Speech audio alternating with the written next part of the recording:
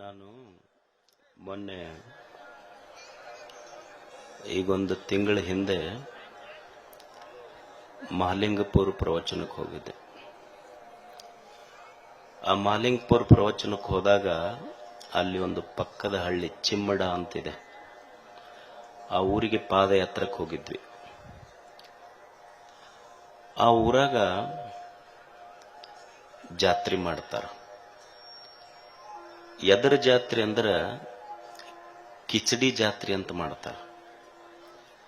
ಒಂದೊಂದು ದಿವಸಕ್ಕೆ ಸುಮಾರು 1.5 ಲಕ್ಷ ಜನ ಅಲ್ಲಿ ಪ್ರಸಾದ ಮಾಡ್ತಾರೆ. ಆತು 1.5 ಲಕ್ಷ ಜನ ಪ್ರಸಾದ ಮಾಡೋದೇನು ಬಹಳ ಅಂಥ ವಿಶೇಷರಿ. ಎಲ್ಲ ಜಾತ್ರೆಗೂ ಮಾಡ್ತಾರ, ಒಂದ್ ಸ್ವಲ್ಪ ಹೆಚ್ಚ ಕಡಿಮೆ. ಆ ಜಾತ್ರೆ ವಿಶೇಷತೆ ಏನಂದ್ರ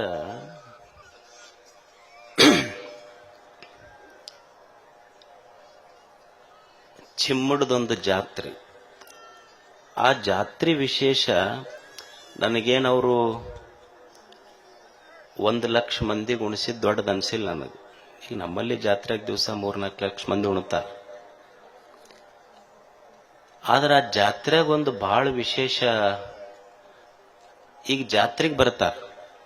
ಜಾತ್ರೆಗೆ ಬಂದವ್ರ ದೊಡ್ಡ ಸಮಸ್ಯೆ ಏನಂದ್ರ ಪಾದರಕ್ಷೆ ಸಮಸ್ಯೆ. ಅಂದ್ರೆ ಎಲ್ಲಿ ಬಿಟ್ಟೇವೋ ಎಲ್ಲಿ ಹೋಗೈತು.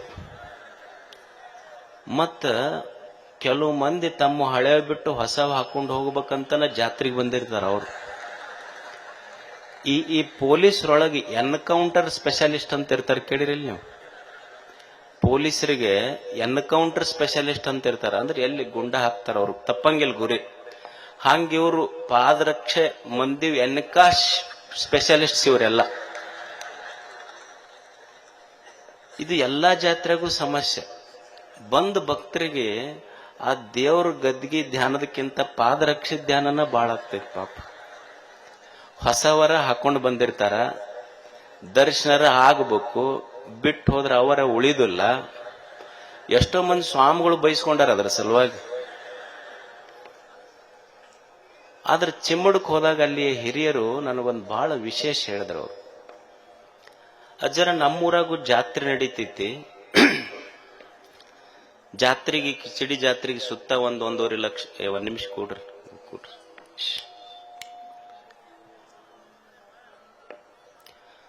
1.5 ಲಕ್ಷ ಜನ ಬರ್ತಾರ. ಬಂದವ್ರು ನಮ್ಮ ಊರಿಗೆ ಬಂದವ್ರು ಪಾದರಕ್ಷೆ ಬಿಟ್ಟು ಗುಡಿಯಾಗ ಹೋಗಿ ಬರೋದ್ರಾಗ ಪಾದರಕ್ಷೆ ಉಳಿತಿದ್ದಿದ್ದಿಲ್ಲ. ಅದಕ್ಕೆ 1983 ನಮ್ಮ ಊರಿನ ಕೆಲವು ಜನ ಹಿರಿಯರು ಯುವಕರು ಸೇರಿಕೊಂಡು ನಾವೇನ್ ಮಾಡಿದ್ವಿ ಅಂದ್ರೆ ಪಾದರಕ್ಷೆ ಯಾರು ಕಾಯ್ತಾರ ಅಂತ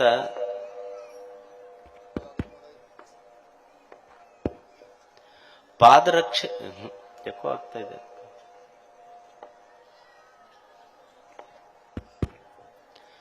ಪಾದರಕ್ಷೆ ಯಾರು ಕಾಯ್ತಾರ ಅಂತ ತಿಳ್ಕೊಂಡು ನಾವ್ ಯಾರಿಗಾರ ಕಾಯೋರಿಗೆ ಹಿಡ್ಕೊಳಕ್ ಹೋಗ್ಲಿಲ್ಲ. ನಾವೇ ಒಂದಿಷ್ಟು ಜನ ಯುವಕರು ಸೇರಿ ಒಂದು ಟೆಂಟ್ ಹಾಕೊಂಡು ಯಾರ ಗುಡಿಗೆ ಬರ್ತಾರ ಊರನ ಹಿರಿಯರು ಯುವಕರು ಸೇರಿ ಪಾದರಕ್ಷೆ ಬಂದ ಭಕ್ತರ ಪಾದರಕ್ಷೆ ಕಾಯ್ಲಿಕ್ಕೆ ಶುರು ಮಾಡಿದ್ರು. 1983 ಇದನ್ನ ಶುರು ಮಾಡಿದಾಗ 25 ಪೈಸೆ ಒಂದ್ ಜೊತೆ ಕೊಟ್ರು ಅಂದ್ರೆ 25 ಪೈಸೆ ಕೊಡ್ಬೇಕು ಅವ್ರಿಗೆ. ಆ ವರ್ಷ 450 ರೂಪಾಯಿ ಇನ್ಕಮ್ ಆತಂತ ಒಂದ್ ದಿವ್ಸದ್ದು.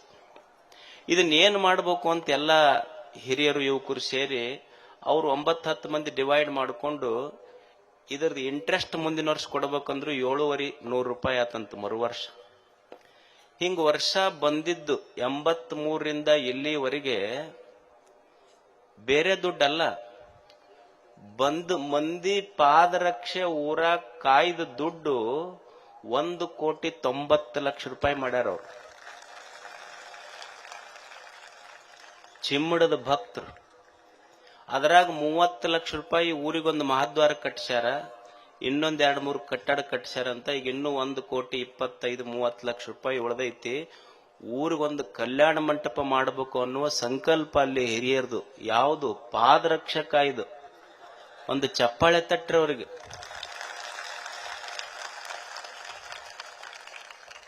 ಪಾದರಕ್ಷೆ ಹಾಕೊಂಡು ಹೋಗೋರ ಮಧ್ಯದೊಳಗೆ ಅದನ್ನು ಉಳಿಸಿ ಊರು ಉಳಿಸ್ಯಾರಲ್ಲ, ಅದು ದೊಡ್ಡದೈತಿ.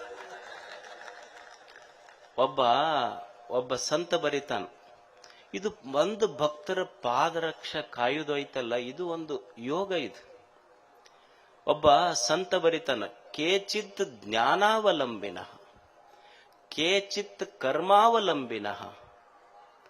ಭಗವಂತನೇ ಕೆಲವು ಜನ ಜ್ಞಾನದಿಂದ ನಿನ್ನ ಹತ್ತಿರಕ್ಕೆ ಬಂದರು, ಭಗವಂತನೇ ಕೆಲವು ಜನ ಕರ್ಮ ಯೋಗದಿಂದ ನಿನ್ನ ಹತ್ತಿರಕ್ಕೆ ಬಂದರು, ಕೆಲವು ಜನ ಶಿವಯೋಗದಿಂದ ನಿನ್ನ ಹತ್ತಿರಕ್ಕೆ ಬಂದರು.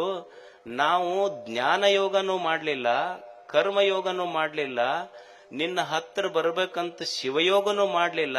ಆದ್ರೆ ನಿನ್ನ ಹತ್ತಿರ ಬರುವ ಜನರ ಪಾದರಕ್ಷ ಕಾಯುವ ಸೇವಾಯೋಗ ಮಾಡದವರು ಅಂತ ಚಿಮ್ಮಡದ ಜನ. ವಯಂತು ಹರಿದಾಸಾನಾಂ ಪಾದರಕ್ಷಾವಲಂಬಿನ. ಕಟ್ಟಬೇಕು ಊರೊಂದು ಇಂಥದ್ದು. ನೋಡಿ ಎಷ್ಟು ನನಗೆ ಬಹಳ ಇನ್ಸ್ಪಿರೇಷನ್ ಅನಿಸ್ತು, ಸ್ಫೂರ್ತಿ ಅನಿಸ್ತು ನನಗೆ ವೈಯಕ್ತಿಕವಾಗಿ. ಹಳ್ಳಿಗಳಲ್ಲಿ ಇಂಥ ಒಂದು ಸಣ್ಣ ಸಣ್ಣ ನೋಡಿ, ಒಂದು ಸಣ್ಣ ಐಡಿಯಾ. ನಾವು ಜಗತ್ತು ದುಡ್ಡ ಜಗತ್ತಾಳೋದಿಲ್ಲ, ಅಧಿಕಾರ ಜಗತ್ತಾಳೋದಿಲ್ಲ, ಐಡಿಯಾಸ್ ರೂಲ್ ದಿ ವರ್ಲ್ಡ್. ವಿಚಾರಗಳ ಜಗತ್ತನ್ನು ಆಳುತ್ತವೆ ಅನ್ನೋದಕ್ಕೆ ಇದೊಂದು ಸಣ್ಣ ಐಡಿಯಾ ಇದೆ. ಅದಕ್ಕೆ ಅಂಥ ಹಳ್ಳಿಗಳಿಗೆ ನೋಡ್ರಿ, ನಾವೆಲ್ಲ ಕೇಳ್ತಿರ್ತೀವಿ ಗುಡಿ ಎದಕ್ ಹೆಂಗ್ ಕಟ್ಟಕತ್ತಾರ. ಇತ್ತಿತ್ಲಾಗ ಹಳ್ಳ್ಯಾಗಂತೂ ಆ ಗುಡಿ ಕಟ್ಟದ್ರ ಕೇಳಿದ್ರ ಗುಡಿಯಾಗಿನ ದೇವ್ರನ್ನ ಈ ಊರ ಬಿಟ್ಟು ಹೋಗ್ಕೇನಂತ ಹಂಗ ಕಟ್ಟಕತ್ತಾರ. ಗೊತ್ತೈತಿಲ್ಲ ನಿಮ್ಗೆ ಹೆಂಗ್ ಕಟ್ತಾರ? ಹರಾಜ್ ಮಾಡ್ತಾರ. ಏನು ನಾವ್ ಹೇಳೋದ್ ಬೇಡ, ನಿಮ್ಗೆ ಗೊತ್ತಾಕೈತದ. ಮಾಹಿರದಿರದ್ರಾಗ ಏನೇನೋ ಹರಾಜ್ ಮಾಡಿ ಬಂದ ದುಡ್ಡಿನೊಳಗೆ ಏನ್ ಹರಾಜ್ ಮಾಡ್ತಾರ ಅನ್ನೋದು ನಿಮ್ಗೆ ಗೊತ್ತೈತಿ. ನನ್ನ ಬಾಯಿ ಬಿಡಿಸಿ ನಾಳೆ ಯೂಟ್ಯೂಬ್ನಾಗ ಅದನ್ನ ಪೇಸ್ಟು ಕಟ್ಟು ಇದನ್ನ ಮಾಡಿ ಗುಡಿ ಕಟ್ಟಿದ್ರ ನಾವೇನ್ ಮಾಡಾಕತ್ತೀವಿ ಅಂದ್ರೆ ಏನೇನೋ ಮಾಡಿ ಹರಾಜ್ ಮಾಡಿ ಗುಡಿ ಕಟ್ಟತೀವಿ ಖರೆ. ಆದ್ರೆ ಏನಾಗೈತಿ ಅಂದ್ರ ಗುಡ್ಯಾಗ ಕಲ್ಲಿನ ದೇವರು ಕೂಡಿಸಿ ಊರಾಗಿನ ಚಲೋ ಚಲೋ ಹುಡುಗರು ದೇವರೆಲ್ಲ ಹಾಳಾಗಕತ್ತಾವ. ಅದಕ್ಕೆ ಅದು ದೊಡ್ಡ ಗುಡಿ ಕಟ್ಟಬೇಕಂತಿಲ್ಲ, ನಮ್ಮ ಶ್ರಮದ ಬೆವರಿನಿಂದ ಒಂದು ಸಣ್ಣ ಗುಡಿ ಗುಡಿಸಲು ಹಾಕಿದ್ರು ಸಾಕು, ದೇವರು ಸಂತೋಷ ಪಡ್ತಾನ.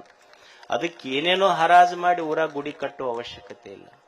ನನಗೆ ಚಿಮ್ಮಡದ ಆ ಭಕ್ತರ ಈ ಕಾರ್ಯ ಎದಕ್ಕೆ ಇಷ್ಟ ಆಯ್ತು ಅಂದ್ರ, ಊರು ಎಲ್ಲೋ ಬಂದವರು ಪಾದರಕ್ಷೆ ಕಾಯ್ದು ಆ ಊರಿನ ಅಭಿವೃದ್ಧಿ ಮಾಡಿದ್ರಲ್ಲ, ಇದು ಒಂದು ಹೊಸ ಯುಗ. ಇಂಥ ಕಾರ್ಯಗಳು ಹಳ್ಳಿಗಳಲ್ಲಿ ನಡೆದ್ರೆ ಹಳ್ಳಿಯ ಗೌರವ ಇದು. ಅದಕ್ಕೆ ನನಗೆ ಬಹಳ ಆ ಊರಿನ ಬಗ್ಗೆ ಹೆಮ್ಮೆ ಅನಿಸ್ತು, ಗೌರವ ಅನಿಸ್ತು. ಮತ್ತ ಆ ಪಾದರಕ್ಷೆ ಸೇವಾ ಮಾಡಾಕ ಅವರಷ್ಟೇ ಅಲ್ಲ, ಅಲ್ಲಿ ಎಲ್ಲ ಹಿರಿಯರು, ಯುವಕರು, ಅಧಿಕಾರಿಗಳು ಸಹಿತ ಸೇರಿ ಅವತ್ತಿನ ದಿನ ಪಾದರಕ್ಷೆ ಕಾಯುವ ಒಂದು ಕೆಲಸ. ಇಂಥ ಸತ್ಸಂಪ್ರದಾಯಗಳು ಹಳ್ಳಿಗಳಲ್ಲಿ ಬರಬೇಕು. ಮನುಷ್ಯನ ವೈರಿ ಯಾರು? ನಾವೆಲ್ಲ ಹೇಳ್ತೀವಿ ನಿಮ್ಮ ವೈರಿ ಯಾರಂದ್ರ ನಮ್ಮ ಮನಿ ಮಗ್ಗಲ್ದವ್ರು ಅದರಲ್ರಿ, ಅವರ ನಮ್ಮ ವೈರಿಗಳು. ಯಾಕಂದ್ರ ನಾವಿಲ್ಲಾರ್ದಾಗ ನಮ್ಮ ಮನಿ ಮುಂದೆ ಲಿಂಬೆ ಹಣ್ಣು ಇಟ್ಟು ಹೋಗ್ತಾರ ಅವರು, ಇಲ್ಲ ನಮ್ಮ ಮನಿ ಮ್ಯಾಳಗಿ ಮೇಲೆ ಏನಾರ ಒಗದು ಹೋಗಿರ್ತಾರ, ಇಲ್ಲ ಅವೇನ ಕುಂಕುಮ ಅರಿಶಿನ ಉದುರ್ಸಿ ಹೋಗ್ತಾರ ಅಂತ ಹೇಳಕತ್ತೀವಿ. ಏನೇನ್ ನೀವು ಉದುರಿಸಿದವ್ರ ಬಗ್ಗೆ ತಲೆ ಕೆಡಿಸ್ಬೇಡ್ರಿ, ಅವರ ಉದುರಿ ಹೋಗ್ತಾರ ಅಷ್ಟ, ಅದ್ರ ಬಗ್ಗೆ ತಲೆನೇ ಕೆಡಿಸ್ಕೋಬಾರ್ದು. ಅದನ್ನು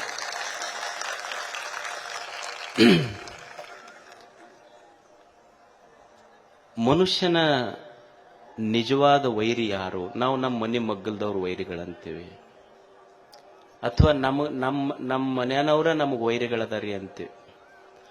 ಒಬ್ಬ ತತ್ವಜ್ಞಾನಿ ಅವ ತಪ್ಪನ್ನ ಮಂದಿ ಕಡೆ ಬಟ್ಟ ಮಾಡಿ ತೋರಿಸುವುದಿಲ್ಲ. ಒಬ್ಬ ವ್ಯಕ್ತಿಯ ನಿಜವಾದ ವೈರಿ ಯಾರು ಅಂದ್ರ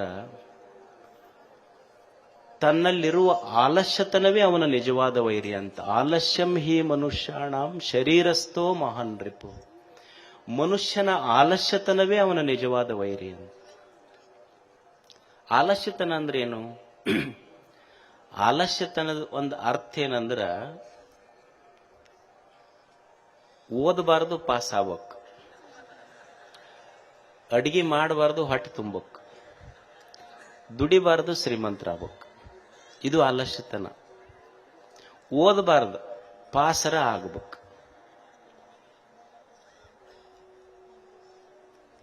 ರಿಸಲ್ಟ್ ಬಂತು ಮಗಂದು ಫೇಲ್ ಆಗೈತಂತ ಬಂತು, ಅವ್ರವ್ವ ಸರ್ ಹತ್ರ ಹೋದ್ಲಿ, ಏನ್ರಿ ನನ್ನ ಮಗ ಯಾವಾಗ್ಲೂ ನೋಡಿದ್ರೆ ಬುಕ್ನ್ಯಾಗ ಇರ್ತಾನ. ಇಲ್ಲವ ಮತ್ತೆ ಫೇಲ್ ಅಂತೂ ಆಗ್ಯಾನ ನೋಡಂತ. ಆಕಿ ಬಂದು ನೋಡಿದ್ಲು, ಅವ ಮಗ ಬುಕ್ನ್ಯಾಗ ಇರ್ಲಿಲ್ಲ, ಫೇಸ್ಬುಕ್ನ್ಯಾಗ ಇದ್ದವ. ನಮ್ಮ ಹುಡುಗರು ಯಾವಾಗ ಅವ್ರ ವ್ಯಕ್ತಿತ್ವ ಬೆಳಿತೈತಿ ಅಂದ್ರ ಪ್ರತಿನಿತ್ಯ ತಲೆಯಾಗ ಫೇಸ್ಬುಕ್ ನೋಡ್ಬೇಕಂತ ಇರಬಾರದು. ಮುಂದೊಂದು ದಿವಸ ವಿದ್ಯಾರ್ಥಿಗಳು ಓದುವ ಬುಕ್ಕಿನೊಳಗೂ ನಂದೊಂದು ಫೇಸ್ ಬರ್ಬೇಕಂತ ಅವ್ರ ತಲೆಯಾಗಿರ್ಬೇಕು. ಓದಿದ್ರೆ ಒಂದು ಫಲ ಸಿಗ್ತದೆ. ಅಡಿಗೆ ಮಾಡಬಾರ್ದು, ಹೊಟ್ಟೆಗೆ ತುಂಬಕ್. ಈಗ ತಾಯಂದ್ರಿಗೆ ಕೇಳವ್ರು ಏನ್ ಹೇಳ್ತಾರ, ಅಮಾಸಿ ಹುಣ್ಣಿಮೆ ಬಂತಂದ್ರೆ ಒಟ್ಟು ನಮಗೆ ಅಡಿಗೆ ಮನ್ಯಾಗ ಹೋಗಂಗಾಗಲ್ಲ ಅಂತ. ಮತ್ತೆ ಹೋಗ್ಬೇಕು ಯಾರಲ್ಲಿ, ಅದು ಹೆಡಕ್ ಹಿಡಿದು ದಬ್ಬದಂಗೆ ಹೊರಗೆ ದಬ್ಬದಂಗೆ ಆಕೈತೆ ಅಂತಾರ. ಊಟ ಹೋಗ್ತೈತೆ, ಊಟರ ಹೋಗ್ತೈತಿ. ಅಡಿಗೆ ಮಾಡವ್ರು ಯಾರು ಹಂಗಿದ್ರ? ದುಡಿಬೇಕಲ್ಲ. ನಮ್ಮದೇನು ಅಂದ್ರ ದುಡಿಬಾರ್ದು, ಶ್ರೀಮಂತರಾಗ್ಬೇಕು. ದುಡಿಲಾರ್ದೆ ಶ್ರೀಮಂತರ ಹೆಂಗಾಗೋದು? ಈ ಕೊಪ್ಪಳ ಜಾತ್ರೆ ಅಂತ ಒಂದು ಜಾತ್ರೆ ಇತ್ತಂದು, ಒಬ್ಬ ಬಂದ, ಅವ ಶ್ರೀಮಂತ ಆಗ್ಬೇಕನ್ನವ. ಇಷ್ಟು ದಿವಸ ದುಡ್ದಿಲ್ಲ. ಅವ ಏನ್ ಮಾಡ್ದ, ಒಂದು ಫಸ್ಟ್ ಮಿಠಾಯಿ ಅಂಗಡಿಗೆ ಹೋದ್ನಂತ. ನಮ್ದೊಂದು 25 ಕ್ವಿಂಟಲ್ ಬೋಂದೆ ಆರ್ಡರ್ ಕೊಡೋದೈತಿ, ನಿಮ್ದೊಂದು 4 ಶಾಂಪಲ್ ಕೊಡ್ರಿ ಅಂದ. 4 ಶಾಂಪಲ್ ಇಸ್ಕೊಂಡು ಮತ್ತೆ ಬೇರೆ ಅಂಗಡಿಗೆ ಹೋದ. ನಮ್ದೊಂದು 25 ಕ್ವಿಂಟಲ್ ಬೋಂದೆ ಆರ್ಡರ್ ಕೊಡೋದೈತಿ, ಒಂದು 4 ಶಾಂಪಲ್ ಕೊಡ್ರಿ. ಮತ್ 3ನೇ ಅಂಗಡಿಗೆ ಹೋದ. ನಮ್ದೊಂದು 25 ಕ್ವಿಂಟಲ್ ಬೋಂದೆ ಆರ್ಡರ್ ಕೊಡೋದೈತಿ, ಒಂದು 4 ಶಾಂಪಲ್ ಕೊಡ್ರಿ. ಹಂಗ ಒಂದು 50 ಮಿಠಾಯಿ ಅಂಗಡಿಗೆ ಹೋದ. ಇವಂದ ಒಂದು 2 ಕ್ವಿಂಟಲ್ ಹತ್ತು ಮುಂದೊಂದು ಅಂಗಡಿ ಇಟ್ಟು ಬಿಸ್ನೆಸ್ ಮಾಡ್ದವ. ದುಡಿಬಾರದು, ಮಸ್ತ್ ಶ್ರೀಮಂತರಾಗಬೇಕು. ಇದ್ದಾಗ ಮನುಷ್ಯ ದುಡಿದೆ ಇದ್ರ ಹೆತ್ತವರಿಗಲ್ಲ, ಇದ್ದಾಗ ದುಡಿದೆ ಇದ್ರ ಮನುಷ್ಯ ಹೆತ್ತವರಿಗೆ ಅಷ್ಟೇ ಅಲ್ಲ, ಸತ್ತಾಗ ಹೊತ್ತವರಿಗೆ ಭಾರ ಆಗ್ತಾನ. ದುಡಿದು ಉಣ್ಬೇಕನ್ನೋದು ಕಲಿಬೇಕು ಮನುಷ್ಯ. ನಮ್ಮ ನಾಯಕರು ಯಾರು ಅಂದ್ರ ಎಂತಿಂತ ಅಂಗಿ ಹಾಕೊಂಡು ಎಲ್ಲೋ ಕುಂತಿರ್ತಾರಲ್ಲ, ಅವ್ರ ಹಿಂದೆ ಹೋಗ್ಬಾರ್ದು. ಕಾಯಕವೇ ನಮ್ಮ ನಾಯಕ, ಅವ ನಿಜವಾದ ನಾಯಕ. ಅಲ್ಲೊಬ್ರು ಅಮ್ಮವ್ರು ಕುಂತಾರಲ್ಲ, ಅವ್ರ ಹೆಸರು ರೆಮಾಬಾಯಿ ಅಂತ ಹೇಳಿ. ಅವ್ರು ನಿಮ್ ಕರ್ನಾಟಕದವರಲ್ಲ, ಇವರು ಬೇರೆ ಕಡೆಯಿಂದ ಕರ್ಕೊಂಬಂದಿನೋ. ಅವ್ರು ಕೇರಳದ ಕೊಲ್ಲಂನವರು, ಕೇರಳದ ಕೊಲ್ಲಂದಿಂದ ಬಂದಾರ ಅವರು. ಈಗ ನಮ್ಮಲ್ಲಿ 20-30 ಎಕರೆ ಹೊಲ ಇರ್ತೈತಿ, ಮಠಕ್ಕೆ ಬರ್ತಾರ. ಒಟ್ಟ ಕಣ್ಣಿಗೆ ಕಾಣ್ತೈತಿ, ಕೈಗೆ ಹತ್ತದಿಲ್ಲ ನೋಡ. ಮತ್ತೆ ಇವ್ ಹೋಗಿ ಬೇರೆ ಕಡೆ ನಂಬರ್ ಹಚ್ಚಿ ಬಂದ್ರೆ ಇವನ್ ಕೈಯಾಗ ಹೆಂಗ್ ಬರ್ತೈತಿ, ಅವ್ರ ಕೈಯಾಗ ಹೋಗ್ತೈತಿ. ಅದು ಕಣ್ಣಿಗೆ ಕಾಣ್ತೈತಿಯಪ್ಪ, ಒಟ್ಟು ಕೈಗೆ ಹತ್ತದಿಲ್ಲ. ಅದು ಎಷ್ಟು ಎಕರೆ, 20-25 ಎಕರೆ ಹೊಲ ಇಟ್ಟುಕೊಂಡು ನಾವೇನಂತೀವಿ, ಕಣ್ಣಿಗೆ ಕಾಣ್ತೈತಿ, ಕೈಗೆ ಬರುದಿಲ್ಲ. ಅವರು ರೆಮಾಬಾಯಿ ಅವರು, ಅವ್ರ ಹೈಸ್ಕೂಲ್ ಹೆಡ್ ಮಿಸ್ಟ್ರೆಸ್, ರಿಟೈರ್ಡ್ ಆದ್ರು. ಅವ್ರ ತಾಯಿ ತೀರ್ಕೊಂಡ್ರು. ರಿಟೈರ್ಡ್ ಆಗಿದ್ದು ನಿವೃತ್ತಿ ನಂತರ ಏನ್ ಮಾಡ್ಬೇಕು ಅನ್ನೋದು ಒಂದು ಸಮಸ್ಯೆ, ತಾಯಿ ತೀರ್ಕೊಂಡಿದ್ದೊಂದು ಮಾನಸಿಕ ಆಘಾತ. ಅವ್ರ ಮನಿ ಈ ಟೆರಸ್ ಅಂತೀವಲ್ಲ, ಮೇಲ್ಛಾವಣಿ 17 ಸ್ಕ್ವೇರ್ ಫೀಟ್ ಮೇಲ್ಛಾವಣಿ ಮೇಲೆ ಈ ಡ್ರ್ಯಾಗನ್ ಫ್ರೂಟ್ಸ್ ಅಂತ ಬರ್ತಾವ ನೋಡಿರ್ಲಿ, ಕೆಂಪನ ಹಣ್ಣು ಇರ್ತಾವ, ದೊಡ್ಡ ಇಷ್ಟು. ಅವು ಒಂದೊಂದು ಕೆಜಿ ಆಗ್ತಿರ್ತೈತ. ಮನಿ ಮೇಲ್ಛಾವಣಿಯ ಮೇಲೆ 50 ಬ್ಯಾರಲ್ ತೊಗೊಂಬಂದ್ರು. ಮಣ್ಣು ಹಾಕ್ಲಿಲ್ಲ, ವೇಸ್ಟ್ ಕಾಂಪೋಸ್ಟ್ ಎಲ್ಲ ಬಳಸಿ ಒಂದು ಕಬ್ಬಣ ಬ್ಯಾರೆಲ್ನೊಳಗೆ 2 ಗಿಡ ಹಚ್ಚಿದ್ರು. ಅಂದ್ರೆ 100 ಗಿಡ ಹಚ್ಚಿದ್ರು. ಒಂದು 17 ಸ್ಕ್ವೇರ್ ಫೀಟ್ ಅಂದ್ರೆ ನಿಮ್ 30-40 ಸೈಟ್ ಅನ್ಕೊಂಡ್ಬಿಡ್ರಿ, ಹೆಚ್ಚು ಕಡಿಮೆ. ಏನು ಒಂದು 100-200 ಫೀಟ್ ಹೆಚ್ಚು ಕಡಿಮೆ. ಒಂದು 1700 ಸ್ಕ್ವೇರ್ ಫೀಟ್ ಮೇಲ್ಛಾವಣಿ ಟೆರೆಸ್ ಮೇಲ 100 ಡ್ರ್ಯಾಗನ್ ಹಣ್ಣಿನ ಗಿಡ ಬೆಳೆಸಿ ತಿಂಗಳಿಗೆ 1 ಗಿಡದಿಂದ 1,000 ರೂಪಾಯಿ ಲಾಭ ತೆಗೆದು ಪ್ರತಿ ತಿಂಗಳಿಗೆ ಟೆರೆಸ್ ಮೇಲೆ 1 ಲಕ್ಷ ರೂಪಾಯಿ ತೆಗಿತಾರ ಅವರು ಡ್ರ್ಯಾಗನ್ ಫ್ರೂಟದಿಂದ. ಮತ್ತೀಗ ಹೊಲಗಿಲ್ಲ ಸ್ವಲ್ಪ ಮಾಡ್ಕೊಂಡಾರ, ಮತ್ ಬೇರೆ. ನಾ ಎದಕ್ ಹೇಳಕತ್ತೀನಂದ್ರ, ನಮಗ 20-30 ಎಕರೆ ಇದ್ದು ಹೊಲ ಬೆಳೆಯುವುದನ್ನೋರು ನಾವು ಒಂದು ಕಡೆ, ಮಣ್ಣ ಇಲ್ಲ, ಬರೇ ಗಿಡದ ತೊಗಟಿ ಆದು ಹಾಕಿ ಬ್ಯಾರೆಲ್ನೊಳಗೆ ಹೊಲ ಇಲ್ಲದೆ ಮನಿ ಮೇಲ್ಛಾವಣಿ ಬಳಸಿ 1 ಲಕ್ಷ ರೂಪಾಯಿ ತೆಗಿಯುವ ಜನನು ನಮ್ಮ ಕಣ್ಣೆದ್ರಿಗೆ ಅದರಲ್ಲ. ಅಂಥವ್ರು ನೋಡೋದ ಒಂದು ಹಬ್ಬ ಅಷ್ಟೆ. ಅಂಥವ್ರು ನೋಡ್ಬೇಕು ಈ ಕಣ್ಣ, ಅಂಥವ್ರ ಬಗ್ಗೆ ಕೇಳ್ಬೇಕು 2 ಮಾತು. ಅದಕ್ಕೆ ಅವರು ನಮಗೊಂದು ಸ್ಫೂರ್ತಿ. ಅದಕ್ಕೆ ಅಲ್ಲಿಂದ ಬಂದಿದ್ದಾರೆ ಅವರು ಅವರ ಆ ಸಾಧನೆ, ಅವರ ಕ್ರಿಯಾಶೀಲತೆ ಏನಿದೆ ನಮ್ಮ ನಾಡಿನ ರೈತರಿಗೆ, ಯುವಕರಿಗೆ ಸ್ಫೂರ್ತಿ ಆಗಲಿ ಅಂತ ಹಾರೈಸಿ ಪರಮ ಪೂಜ್ಯ ಬೂದುಗುಂಪಿಯ ಶ್ರೀಗಳು ಅವರಿಗೆ ಆಶೀರ್ವಾದಿಸಬೇಕು ಅಂತ ತಿಳ್ಕೊಂಡು ಅವರಲ್ಲಿ ಕೇಳ್ತೇವೆ. ಅವ್ರನ್ನೆಲ್ಲ ಇಂಥವ್ರ ಒಂದು ಪರಿಚಯ ಮತ್ ನಾಳೆ ಇಬ್ಬರದಾರ ಬೇರೆ ಬೇರೆ ಟೈಪ್, ಅವ್ರನ್ನ ಕರ್ಸೋಣ, ಅವ್ರನ್ನೂ ಒಂದ್ಸಲ ಕೇಳೋದು. ಅಂದ್ರೆ ಹೊಸ ಹೊಸ ವ್ಯಕ್ತಿಗಳು, ಹೊಸ ಹೊಸ ವಿಚಾರಗಳು, ಹೊಸ ವಿಚಾರಧಾರೆಗಳು ನಮ್ಮ ಯುವಕರಲ್ಲಿ ಬರಬೇಕು. ಯಾಕಂದ್ರ ವಿಚಾರ ಎಷ್ಟು ದೊಡ್ಡದು ಅಂದ್ರ ನಾವೆಲ್ಲ ಭಿಕ್ಷೆ ಬೇಡವ್ರನ್ನ ನೋಡ್ತೀವಿ.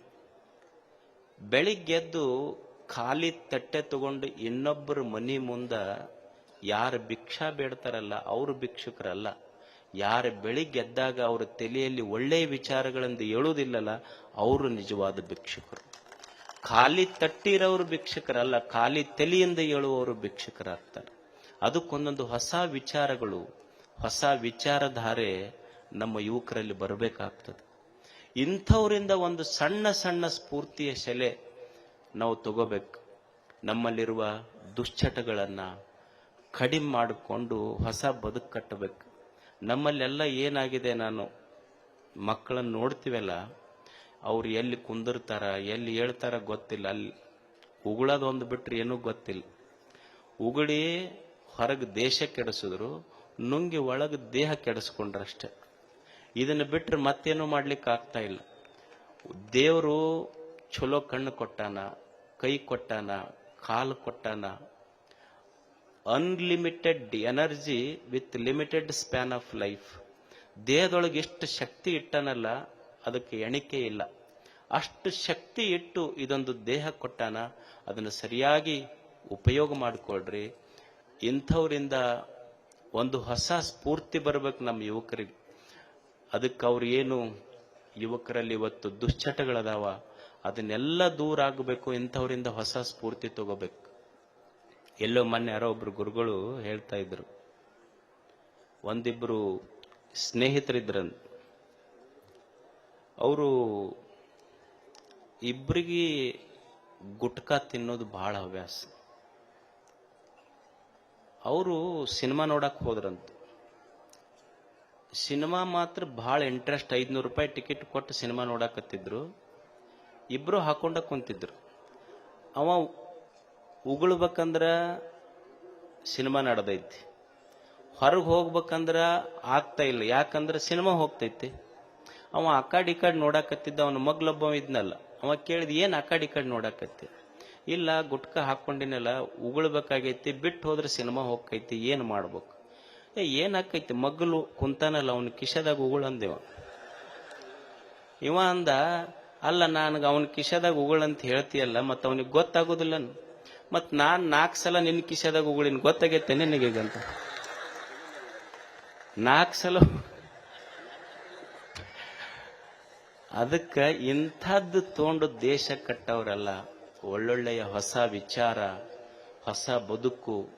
ನಿನ್ನೆ ಕಣ್ಣು ಕೆಟ್ಟದ್ದು ನೋಡಿರಬಹುದು, ಕಾಲ ಕೆಟ್ಟದ್ರ ಕಡೆ ಹೆಜ್ಜೆ ಹಾಕಿರಬಹುದು, ಕೈ ಕೆಟ್ಟದ್ದು ಮುಟ್ಟಿರಬಹುದು. ನಿನ್ನೆ, ಇಂದಲ್ಲ. ಇಂದು ಹೊಸ ಗಾಳಿ, ಹೊಸ ಭೂಮಿ, ಹೊಸ ಸೂರ್ಯ, ಹೊಸ ಬೆಳಕು, ಹೊಸ ಬದುಕನ್ನು ಕಟ್ಟುವಂತಹ ಒಂದು ಸಂಕಲ್ಪ ಮಾಡಿದ್ರೆ ಸಾಕು, ಅದು ನಿಜವಾದ ಜಾತ್ರೆ.